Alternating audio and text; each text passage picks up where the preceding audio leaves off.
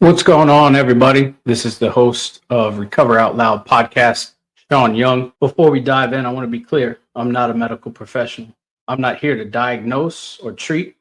I'm simply a catalyst, someone who's walked through the fire and now speaks from experience, reflection, and a deep desire to help others find their way forward. This podcast may include honest conversations about addiction, mental health challenges, and suicidal thoughts or ideations.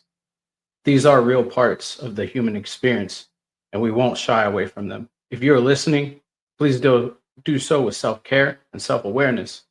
And if you're struggling, please reach out. There's help out there. And most importantly, there's hope. Viewer discretion is advised. Now let's get it.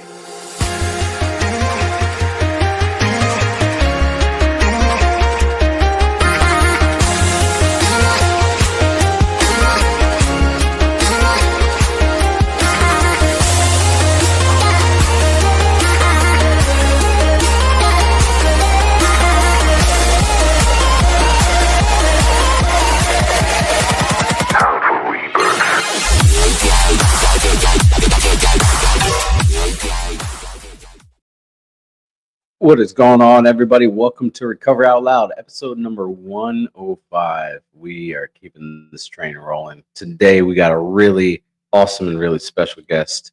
We have Miss Jacqui Grillon. How you doing, Miss Jacqui? I'm great, Sean. How are you? I'm good. I'm good. Like I said before we hit record, I'm tired and I'm excited to do this. And I'm just excited to hear your story and hear all about where you've been and what you've done. So I'm Miss excited Jack, to see what happens. yeah, Let's see what this, comes out. yeah, this conversation could go anywhere. I love So, that. anyways, Miss Jacqui, would you like to give a more formal introduction of yourself? Sure. My name is Jacqui Grillon. I've been in recovery for 27 years. And yeah, I've probably been in numerous 12-step programs. I've dealt with mental illness. I've dealt with therapy. I've dealt with healing through abuse. I've been through it and to it, through it, and now I help others to navigate through their fun timelines.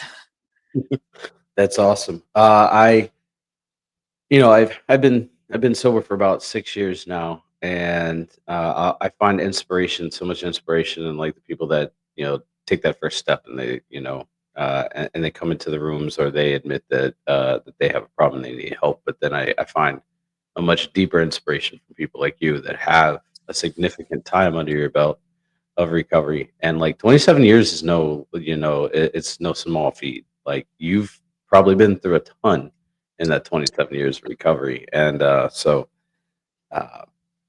I find a lot of inspiration from people like you because your stories keep me sober and keep me wanting to come back. And I guess as we say, not give up before the miracle happens. Exactly.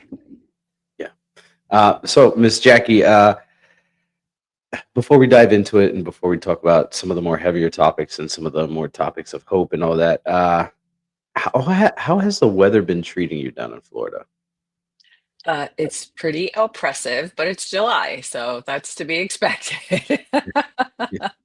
It's just very humid, unlike, Arizona, where Yeah. it's just dry heat. I think I prefer the humidity, even though I don't think that when I walk out the door. Yeah. Yeah, I have some friends that live down in Florida, all various places in the state, and they all say the same thing. I have another show that I do for one of my hobbies, and my co-host very much so talks about, oh my goodness, like he lives out in Port New Richie, and he's like, it is so hot here. It is so humid here. He's like stepping outside is like walking into hell, and I'm like, I don't know what that feels like, but okay. uh, I feel bad for you, but I don't. It's only for a few months, and Yeah. then the rest of the year is pretty okay. It's pretty worth it to deal with the 4 or 5 months of it to have the rest of the year be beautiful. Yeah, I think, and it's weird though because like this year the weather around the country has just been absolutely insane. Um, Yeah. w- Maryland, where I live in Maryland, we have gotten more rain this year than we have in the past, I don't know, 10 years. Yeah, we've gotten a ton of rain lately, and that's to be expected here, but more so than normal. I would agree with you. The weather is, listen, um, the earth itself is reflecting all of the things that are going on. Yeah, yeah, yeah. The uncertainty and the unrest, it definitely is. And so, you know, I'm just I'm grateful that I have this moment to sit with you inside this house that has AC. Same. I'm very grateful for air conditioning and the power to stay on. Yeah, look. When I was walking around Gettysburg last night, I have bald head and everything like that. So, was walking around and it looked. I looked like I had just gotten out of the shower. Like it was just. I was drenched in sweat. My head was, and I went like this with my hand, and it was just like puddled in my hand. I was like, "Good God, this is insane." You needed a towel. Yeah, I should have. I definitely should have brought a towel. I didn't think of that. That's on the list for the next time to do that. All right, Miss Jackie. So we're going to go ahead. We're going to dive into it. We're going to talk about your story for a little bit. All right. So, when do you recall your first drink happening or your first drug? Okay, well, my grandparents, like on Sundays, I remember being a kid and going to my grandparents' house on my dad's side. And when we would go there for dinner, when you walked in, my grandfather was already mixing up the old fashions, and that was the ritual of that. And I, of course, was very attracted to the ritual because although we didn't get to drink the drinks, we had the benefit of getting the oranges and the cherries at the end. They would all let us have those. And so that warm, comfort, and feeling probably is my first, normal memory. My mom did tell me, which I was like, for real, that when I was a baby, down at the beach in Jersey, that my grandfather put beer in my bottle and that I loved it, but I have no recollection of that. And of course, I was horrified when I heard that story. But the recollection that I do recall and that I did go after was the cherries and the bourbon soaked oranges from the old fashions and how they made me feel warm and comfortable. Yeah, yeah. I I didn't have that growing up. For me, it was my mom found me behind the couch with a bunch of wine coolers back when wine coolers were a thing, and I was like 4, and so well 3 or 4, and somebody was supposed to be watching me, and I thought it was Kool Aid. Definitely wasn't. But you know, that I guess, like, watching the ritual of what of the drink is, like, really encapsulating, and then, to have that at the end, like, the oranges and the cherries and stuff like that pulled in, That they can let be us, really. that they let us. Yeah, Yeah. yeah, yeah. And I would also venture to say, like, at that time, it was more acceptable to do that versus now, all right? Because there's a lot of medical studies on, like, the effects of alcohol, in the human body, and so I guess it was more acceptable back then to do that. Oh, absolutely. I mean, let's face it, basically when I was a child, it was, leave the house and come back at dinner. There was no cell phones or nobody even knowing where I was for 12 hours. And they didn't really care. And not that they didn't care, but that was just normal. Like, Yeah, you yeah, weren't, uh, there was no hovering or monitoring of any of that. yeah. If you skinned up your knee, you threw some dirt on it, and you just kept going. Exactly. And there was Yeah. lots of that. Oh yeah. Oh yeah. I was very much raised like that too, where you didn't come home until the lights came on, and Yeah. yeah, and like it didn't matter if it was summer, winter, fall, spring, like that's what it was. You don't come Yeah, home get until out the of the house. yeah, Yeah, I've even had the doors locked on me when I was a kid. Like, Oh, "You're staying wow. out." Yeah, "You're staying out, and we'll unlock the doors at a certain time." All right. Yeah, Yeah, so it's different times, very different times. Even with my son, and I wasn't, I was 23 when I had him, and even that was different world. Like I would never you know, yes, he went outside and played with his friends on the front lawn and I knew where he was, and he didn't have a cell phone. That came later when he was like a teenager is pretty much when that started. But um he was at his friend's house, but I always knew where he was. Like he wasn't hopping on a bus by himself by any means, or any of that yeah, yeah, definitely. Times have changed, for the good and some for the bad. Um, for sure. yeah, yeah. So when would you say, was the beginning of, like, your I hate calling it drinking career, but that's kind of like where we've been led to. Like, where do you feel was the beginning of your drinking escapades, we'll call it? I hear people share in meetings that, that somewhere around that 12, 13 mark was like the conscious, like when you're curious about like hanging out with your friends and alcohol and things like that, and, getting alcohol from, different friends' houses or what we could get our hands on, and, and who we could pay to go to the liquor store kind of thing, and just the whole like normal teenage or preteen thing. So I do recall all of that, drinking whatever liquor was in whoever's liquor's cabinets. It was terrible. But we did it. And I don't know why we did it, because when I look back on it, it was horrible. Like I remember playing quarters with Chivas Regal and Pepsi half glasses and getting blacked out and then missing dinner, and why would you ever drink after that if it was such a bad experience? But yet I kept going back for more. Yeah, And I had no idea why. Like I didn't know that I was medicating, and it allowed me to relax, probably for the first time ever, because I lived on defense in my body.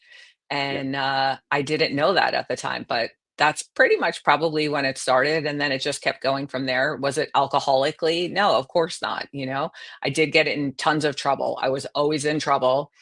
My parents got divorced, so I don't know if that was a catalyst, but it definitely fueled the fire, because after my dad left, I could do whatever I wanted. And then that was evidenced by my mom asking me to leave when I was like 15 to go live with him.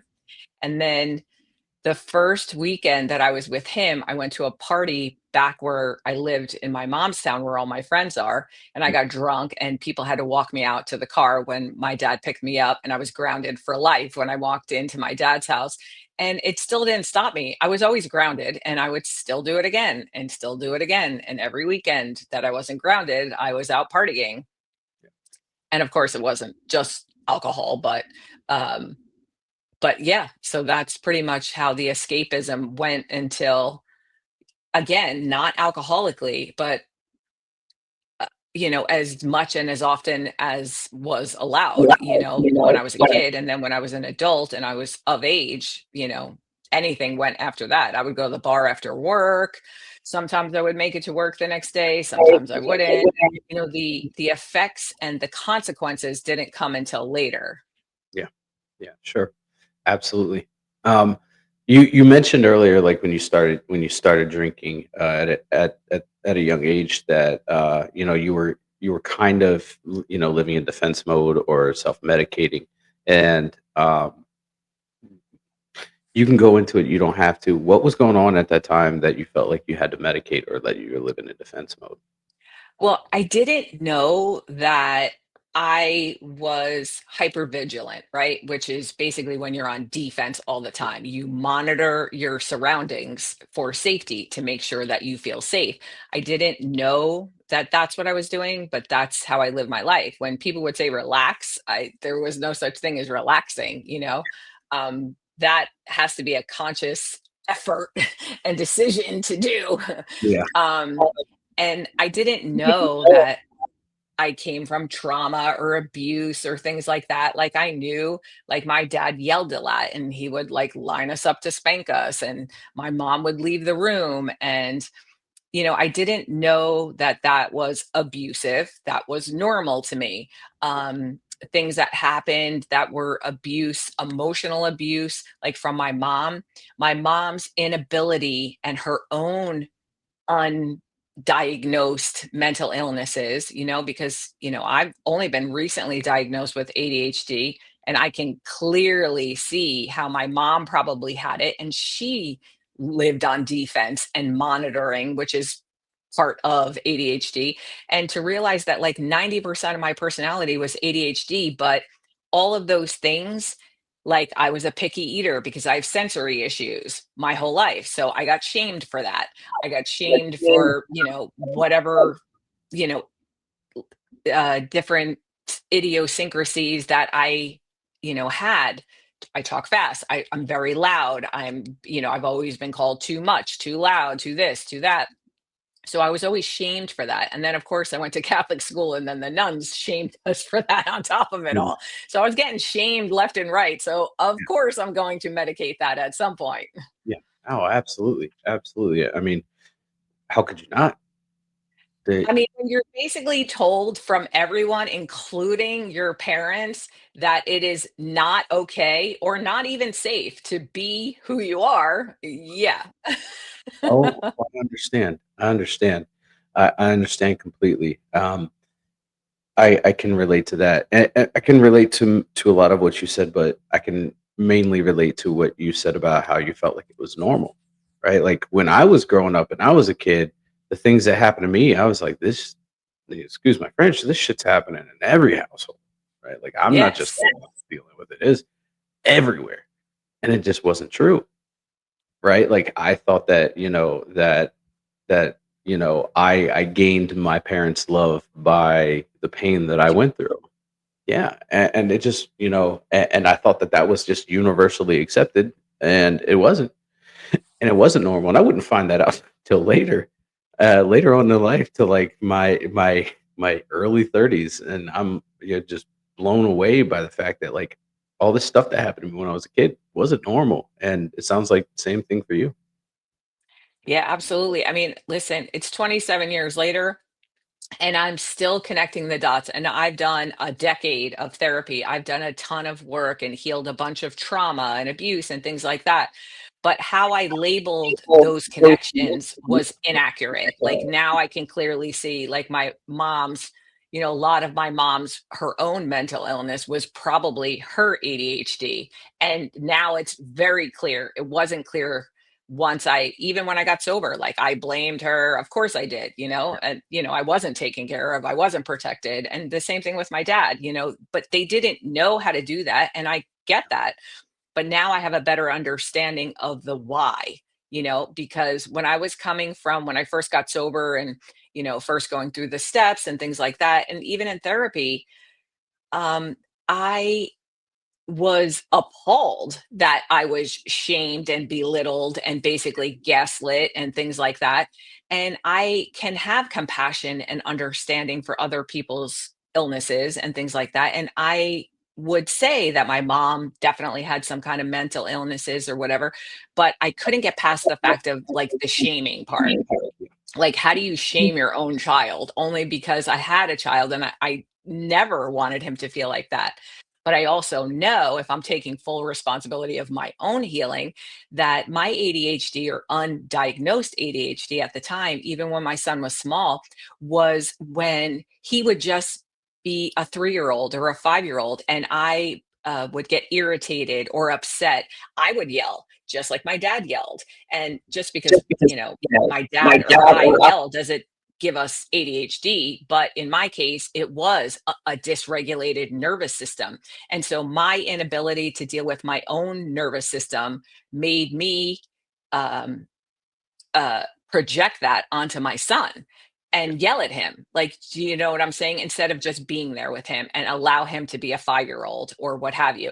So even though I'm not crazy about how it all went down in my house. I now know, understand, and of course it had to go down that way. There was no other way it was going to go down, because my mom had she had no idea what she had. She was just kind of running the show however she thought best. And let's face it, hundreds of years of unhealed things being passed down to each kid is, it's, a breeding ground for addiction. You're not lying. You're not lying there. So, how far did your alcoholism and drug use take you to the point where life Okay. became manageable? Okay. So after I had my son, I was, a single mom and what have you. I moved back in with my dad at the time. And then my stepmother had moved out, and then she moved back in. And then I had two jobs, right? I had a day job, and then, I had a night job because I have daycare and things like that I have to pay for now. And the night job was always bartending or waitressing, but mostly bartending. And so when the priorities and the alcoholism started fueling with the built-in babysitters at home, that's where it kind of really took off from there, where I would stay a little longer counting the money after each shift. And then that would go to, I just kept drinking or partying or whatever else. And then it would even go to not coming home because I knew that they were there and that they would get him up or what have you, and I could come home at 5 o'clock in the morning or not come home at all. And that's pretty much where it started to get fueled. And then I stopped going to my day job. And then my bartending job was the only job that I had and the only one that I wanted, because I could drink and get paid at the same time. So of course, why would I go to my day job? Yeah. Yeah. Perfect. Yeah. That's exactly it. Right. I've seen so many people that their addiction really takes off when they just have access to both the money and the substance, and it's just In and the same place, right? in the Of same course. place. Yeah, I work with veterans that are in early recovery, and I hear them say all the time, "Oh, I have a job at as a bartender." I'm like, my friend, you are dancing with the devil right now. You are really dancing with the devil at this point, and you're doing that two step with the devil, and it's just a matter of time before you give in. Like, just let's back away from it. Um, so I can understand that, and like you said, it was just so easy because you had the money, you had the drink, right? You had the party there. You didn't have to Yeah. go with Well, and let's face it, the denial of your own addiction is real, so you're going to tell yourself whatever you need to tell yourself, like I'm sure I told myself plenty of lies about why bartending was better as a full-time job than having a day job and a night job. I'm sure I made up lots of things. Listen, I was living out of my car at the end until I got into an accident and cracked it up and donated it to the town of Montclair, New Jersey. And that was pretty much the beginning of the end of my downfall. But when that was going on, I mean, talk about crazy. You make up whatever you need to make up. Would rather live in my car and take showers at friends' houses and work, like still go to my bartending job than get my own apartment, because I would rather spend money on drugs and alcohol. yeah, yeah, absolutely, absolutely. That was the next thing I was going to ask you is about Like the where it job. took me. Yeah, where it took you. What was that for you? What was that pivotal moment that was like, I need help? Like, this is my rock bottom. I need help. All right. Well, like I just said, okay, so the car thing, like I'm living out of my car. I got kicked out of my house. I had to sign over temporary custody of my son, which is a whole nother story we won't even get into. And I was like, I'm gonna do it my way. I'll show you, and I didn't even last 6 months. This happened in like June or July. And um when that whole process started, or maybe it was later. It might have been later. But anyway, I got into that accident on Christmas Eve of the same year. and then I got sober 6 months later. And so after I got into the accident, I was basically running from the law after that because I'm not dealing with any of that. And, of course, everything I owned was in that car. So, I still kept drinking. I still kept working. Now I'm getting rides to work. Well, I got out of somebody's car from the bar one night and they ran over my leg. So that pretty much leveled me. And I can't work now. And now I'm kind of stuck. And so, yeah. And then that's when I had to call my parents. And they allowed me to basically squat in my grandparents' house who had passed away and they didn't sell the house yet, Yeah. and they granted me that 6 months, which I milked for 6 months. Because let's face it, it doesn't take 6 months to get your leg repaired. Yeah. And I did a lot of whatever I could get away with and whatever little money I had left, drinking the whole time up until the second I went into rehab because I didn't want to go there, but I had no other place to go. It was kind of like get help or get out, just like, originally when I left the house to begin with. And so, like, that was it. It was the no choice. But I had no intention of getting sober even after I went to rehab. It wasn't until I was in rehab that I was like, oh, I think I actually need to be here. Yeah. And then I was scared to leave rehab. Yeah. Well, and you talked about, the, somebody running over your leg and you just couldn't do anything, and you had this messed up leg. Uh, some of the listeners and viewers may know that alcohol um, dampens the healing process in the body.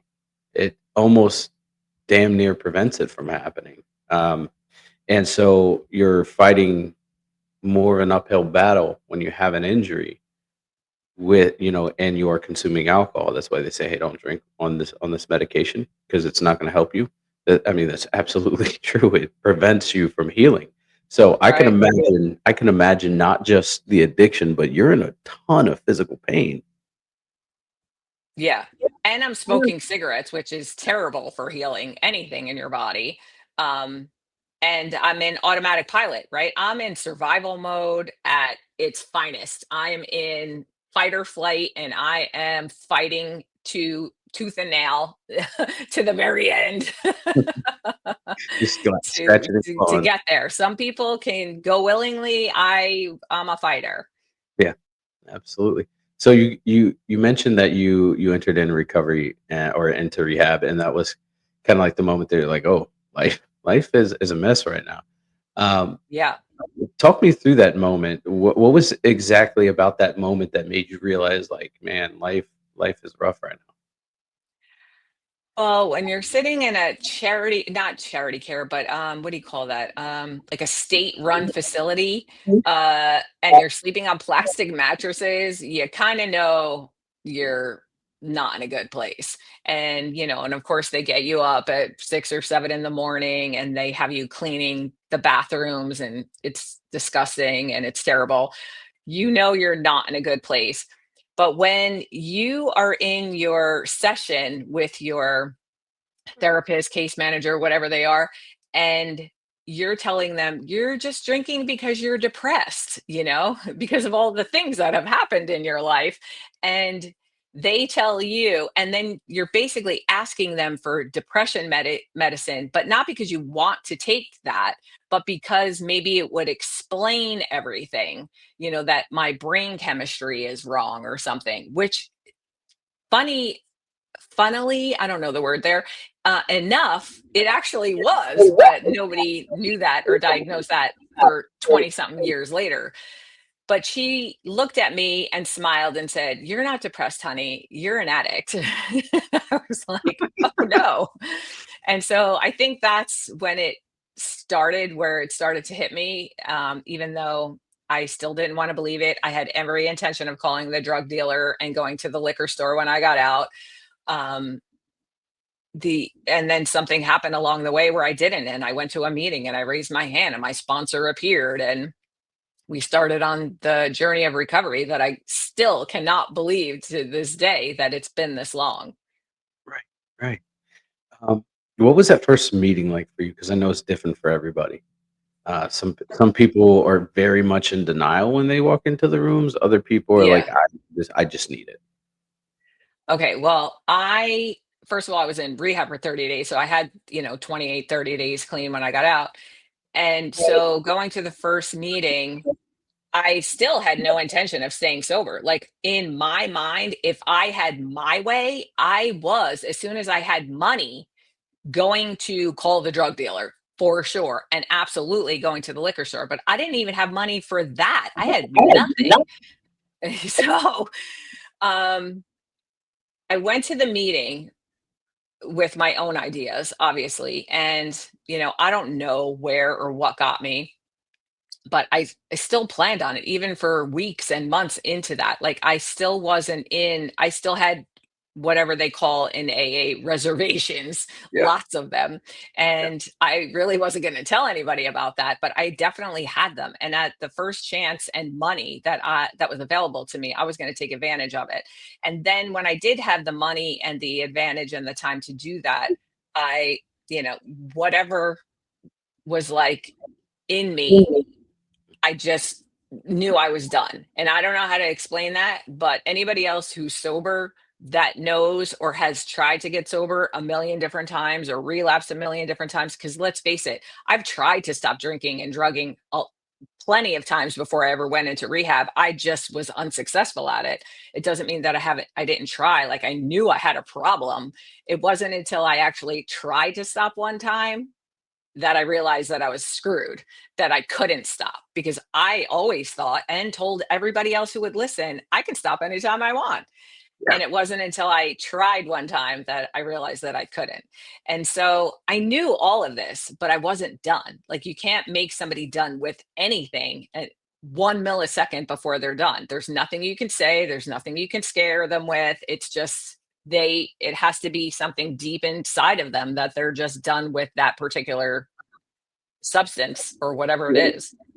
Absolutely. What would, if you could look back now and say like one of the reservations that you might have had about about AA? I know for me, mine was the hang up on the God thing. The God thing got me. Absolutely. That was the one. That was one. I mean, like I went to Catholic school and was shamed. So do you think I wanted anything to do with God? No. And it's not that I don't believe in God. I've always believed in God. I had a problem with the fearing God thing. Like I already feared my dad, and I feared God because that's how they taught us in Catholic school. I don't know what they teach now in today's world. I hope that that's not what they're teaching. Yeah. But that's probably why I'm not in any religious affiliation. But God at that time was like, I was like, you guys can tell me anything you want. I'll do your steps. I'll do whatever, but nobody is forcing that God crap on me. I want no part of that. You're not going to make me. You can't make me. And I don't want to. And my sponsor was like, that's fine. And she was really cool. She was like, can you just consider the possibility that God could be good? Can you consider the possibility that, God is working in all of your friends in AA's life? Can you see how God is working in my life? Can you see how God has worked in your life? And so like those little doorways into just considering the possibility that something bigger than me could actually relieve this. That was my first entry into that. But she was cool. Like she didn't push it. Like when I was like, nope, not going to happen. I'll do everything else, but the God thing is not happening. But it's so interesting because the minute you're willing to just even, that little mustard seed that they talk about, that willing to just maybe think that your idea isn't so rigid and it softens the edges on it, and that cracks a little light in to be able to open it further later. Absolutely. I had a conversation yesterday about the same exact thing about the God thing, and a with somebody who has never been. They have a friend that goes to Al-Anon, or a family member that goes to Al-Anon, and she was asking me, she was like, how do you handle the God thing, the program? And I was like, especially because like I'm not religious. I'm more spiritual than anything, Yeah, and same.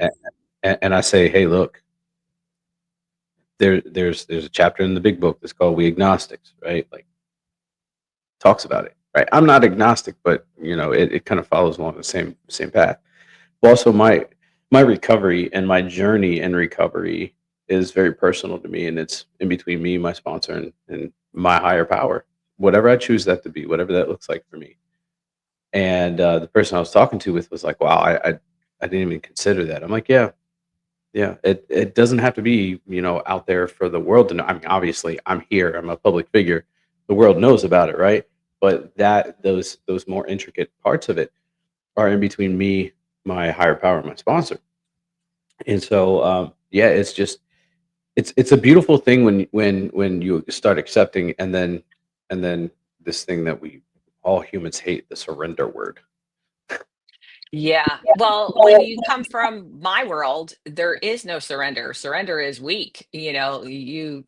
That's to surrender is to give up. Like, no quitters here kind of thing. I just had a different perception of what that looked like. And it wasn't until I had a different experience with surrender that now I realize surrender is strength, surrender is courage, surrender is relief Yeah, absolutely. and It's release. Yeah, that's giving away that all that crap that we thought that we had that was important, and it's just not really. Everything that's too big for us to handle. I don't care what you're worrying about. I'm like, I got to give it to you. That doesn't mean I'm not going to take it back 5 minutes later, but then I'll give it back to you again later when it's too big for me again. Like all roads lead to God or whatever you believe in. Absolutely. So there's a saying in AA, it works if you work it. When did it start working for you? When did AA start Your working for me? Yeah, your program AA. I would say it started working for me right away. I just didn't acknowledge it, know it, or anything else. Like I can clearly see how I was protected even when I was out in my crazy running, Yeah, whether I chose to believe or rely on God had no bearing on what was to happen. The fact that I was saved and led and stayed in recovery for this long is definitely not because I chose to, because, like I said earlier, that was never my intention. My intention was to just keep going. I never thought that I got sober when I was 32. I never thought I would see 40. yeah. I I had understand. no idea. Um, I would say once that started cracking open and I saw different possibilities and saw how e- everybody in recovery, their life was getting better and what they believed. And then I dabbled in like experimenting with other religions, thinking maybe they had something that I didn't know about. And yes, I found common threads that I do resonate with. Of course, there's good in every religion. I just don't resonate with religion at all, like Yeah, that man-made structure. I feel like the God of my understanding, and I really love AA or 12 step in general, that you get to decide what that concept of God or whatever higher power is for you. And the God of my understanding today is just way bigger than religion. yeah, yeah. Absolutely, I agree. I agree wholeheartedly. It's that that version of God that of my understanding is something much greater than an organized religion. It's much greater than a book. It's much greater than anything that I've ever experienced because of where I was and where I am now. And I'm pretty sure that's the same for you. Absolutely. I mean, let's face it. You don't have to believe in God. I would never force anybody on God, just like no, my sponsor didn't force it on me. I'm like, do you, but I think there's really no denying, regardless of what you believe, that if you walk outside and look at the stars or watch a rainbow or just the birds flying, like, how do they do that? Or stand before the ocean and see how small you feel. Yeah, It's yeah, just that connection. If you're open to presence in those moments, standing next to a tree or being in the woods, there's just a vibe. And if you're open to that vibe, it feels magical, it feels connected, it feels whatever. And we're all not making that up. absolutely, absolutely. So 27 years. It's a long time. It's no small feat, like I said before. Lots of And lessons. yeah, and one of the things that I like to share with a lot of people is life doesn't stop when you get into recovery. Like it's not automatic, like No. a band-aid that puts on and you're like, you're good. You're great. And your life isn't gonna happen. Actually, in my opinion, life gets a little bit harder when you enter into recovery because Oh, yeah. now you're learning how to live life on life's terms without a substance. Yeah, How life on life's terms and not being able to medicate, no fun. No bueno, no fun. And yes, there are pink clouds. I've been on many of them. Life is awesome. I have God in my life. This is great. And that's when, at those times, especially in early recovery, when you want to push it on everybody who's not in recovery or not, you're like, this is great. It's like the best solution you ever found in your life, and you want everybody to have it. And yeah, no. Then reality comes, and the pink bubble or whatever they call it bursts, and life, all the reasons that you medicated to begin with start to reemerge. I call it like you get God's grace or whatever you want to call it to get cleaned up, time to feel good about yourself, to get some self esteem, maybe sponsor some people, feel good about that, like that kind of thing. I feel like we all get that grace period. And then somewhere, depending on what your emotional maturity is, all those reasons, every reason that you've been avoiding that made you medicate to begin with, and maybe that you're medicating in other ways, like working out or working too much or whatever you substituted your addiction, because if you're in recovery, you definitely are substituting it with something Yep. later, food, whatever it is, because you can't go back and use anymore. Those things are going to come up at some point, and you're going to have to address them or not. And that's the thing. Some people choose to address them. Maybe they go into therapy, or maybe they go to Al Anon, or wherever they feel called to do. Mine was, I AA told me that the 12 steps would work for everything. And that was not my experience. And that's okay.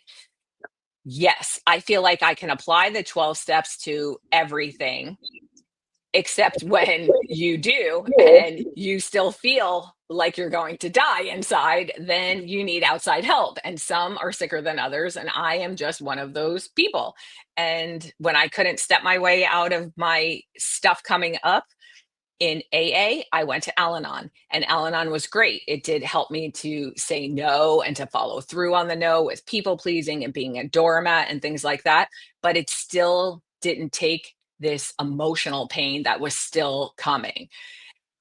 And it wasn't until I started sponsoring an Alateen group of kids when they were sharing what was on their hearts that I was like, oh my God, these are my people. And I'm supposed to be their sponsor. And I am relating more to these people than I am to the people in AA and Al Anon, because I'm telling these people what's happening on the inside, and I'm feeling like I'm going to die. Not that I want to die. Like, it wasn't I want to die thing. It was like relationships ended or things didn't work out, and I felt like I was literally going to die. And of course, again, I got shamed for it. You're being dramatic, you're being too much, you're over the top, blah blah blah. Yeah. And that wasn't true. Like, I just needed to navigate my way through these places until I found a really good therapist to break it down for me. Absolutely. Absolutely. I can completely relate to that.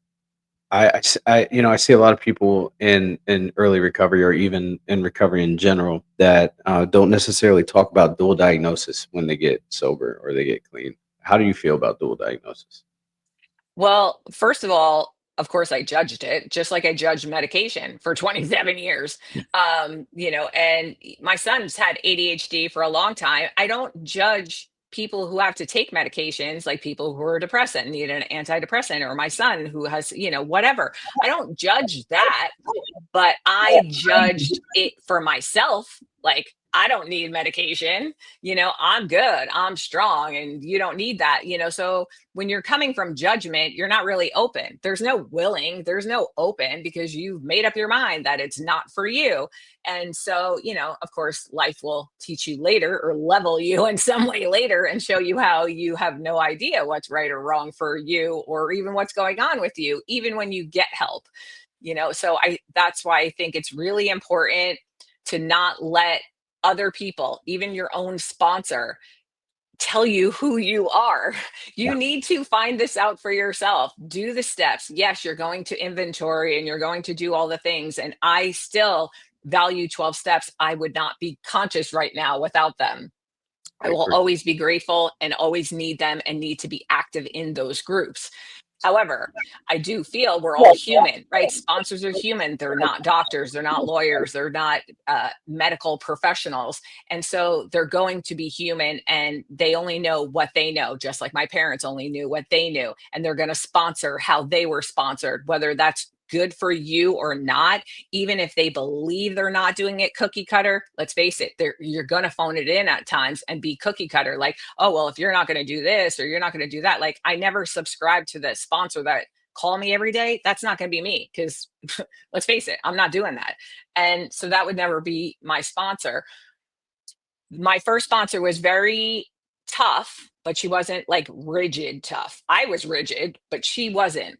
And like I said, she allowed me to find God, and I needed that. And some people need more tough love, and some people need more soft things. And, however that works for you. I just feel like we're all human and we're all going to make mistakes, like tons of mistakes. And my judgment against uh, dual diagnosis or whatever, like in Jersey, we called it MICA. Mhm. Um, uh, Mental illness and chemically addicted is what they call it, right? And Yeah. so you could tell in the meetings who had problems bigger than AA could help. And when you sponsor people, if you're being responsible, you're going to know that this is bigger than you. So people who were on medications and things that were way bigger than me, that I had no business talking about because I have no experience about. Of course, I'm going to refer to somebody else. I didn't really take them on. Like some of them I did, and some of them I didn't. But I always admitted, like I don't even know what to say or how to help you because I don't know if it's a spiritual problem or a medication problem.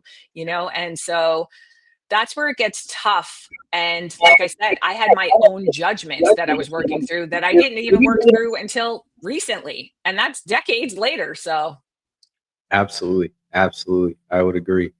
I think that there's a lot of misunderstanding when it comes to, getting into 12-step programs or even just like recovery in general, just the all encompassing recovery.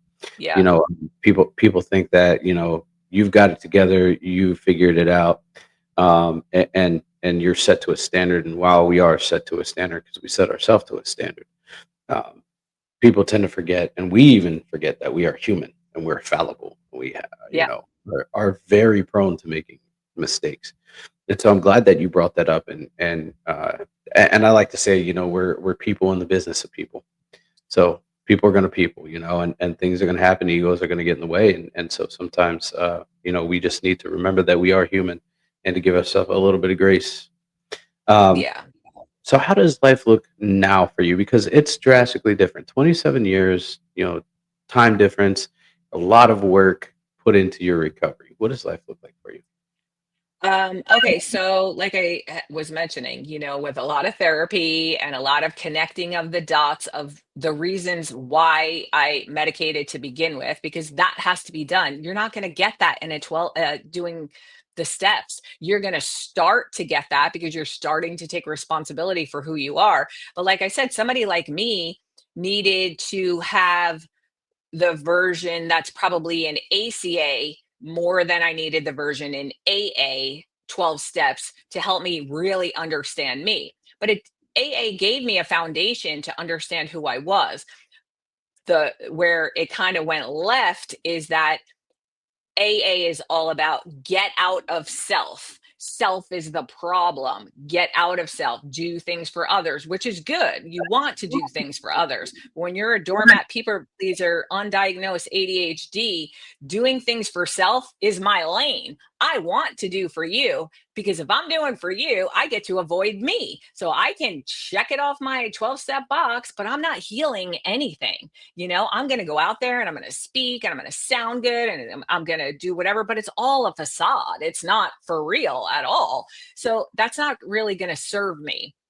So getting a solid sense of self, I think, is the hugest thing that you or anyone, whether you're in 12-step programs or not, can do for yourself. Because if you're letting the outside world tell you who you are, you're going to be in trouble at some point because what works for somebody else isn't going to work for you. And knowing that, when I first started challenging my sponsor in early recovery, 2, 3 years or whatever else, and I was like, that doesn't sound right, or that doesn't feel right for me. And it doesn't mean it was wrong. It just wasn't right for me. And learning that there's no black and white with right and wrong. It's right for you or not right for me. You know what I'm saying? But it doesn't make it wrong. Like those kinds of things. And then navigating my way through therapy and really connecting the dots and really seeing how, how I contributed to the problem, even in recovery, even sponsoring people and things like that. And you just have different relationships after that because I'm definitely clearly not a doormat people pleaser sitting in front of you anymore. I have no problem being very direct versus before I would be sideways because I didn't want people to leave me or abandon me, and I was terrified of that. Like, when I tell you I really felt like I was going to die if somebody left me, that's how I felt on the inside. And if you don't have that, you're never going to identify with that. And so of course I'm going to get shamed or whatever because people don't get it. If I share that in ACA, they know exactly what I'm talking about because they come from that. It's either trauma or ADHD or, some other kind of thing that's underlying or what have you. That's why you got to find your people. You have to find your people. You're not crazy. You just have to find your people and then connect your own dots and then, go from there.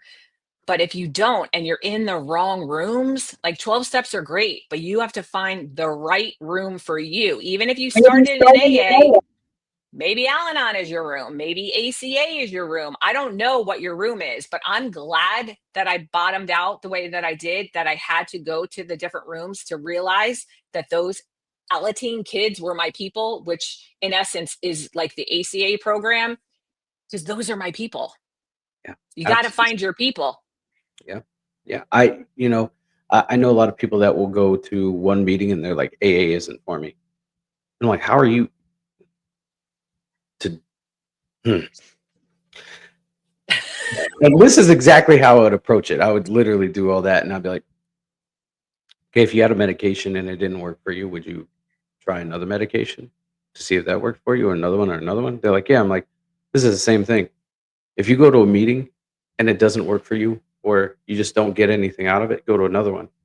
Find that one. If that one doesn't work for you, go to another one. Maybe you find 2 or 3 that you really like, right? You get a home group, you get a sponsor in that home group, you go to Right. these other meetings, right? Just don't stop at the first one because that first one isn't the end all be all. Like, you've got a ton of other ones. So, um, But you also know, like it always goes back to motive. If somebody's not ready and they are not whatever, they're always going to blame it on whatever the thing is.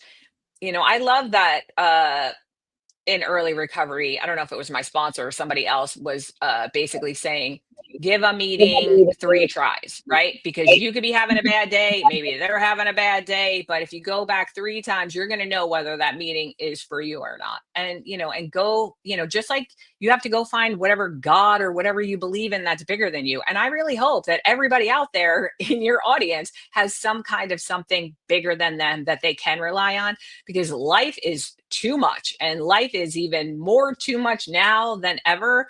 And I thank God that I can have a place to put that when it's too big, when my you know fears or worries or doubts are just too big for me to manage. I am so grateful that I have that to be able to process and work that out and have people in my life that I can actually be myself with, that I don't have to edit around. And I would say that as well. Like, don't, if you have to edit around somebody, you're not my people. If I have to people please you, you are not my people.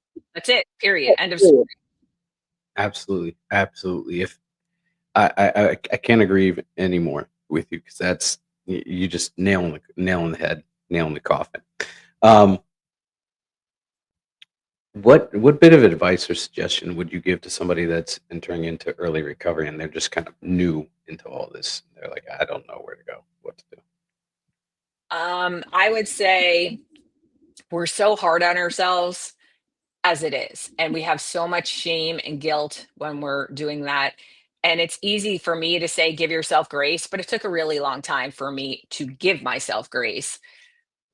but let yourself off the hook. You're not, I love, somebody had said to me in somewhere in recovery, like, you're not as bad as you think you are, or life isn't as bad as you think it is.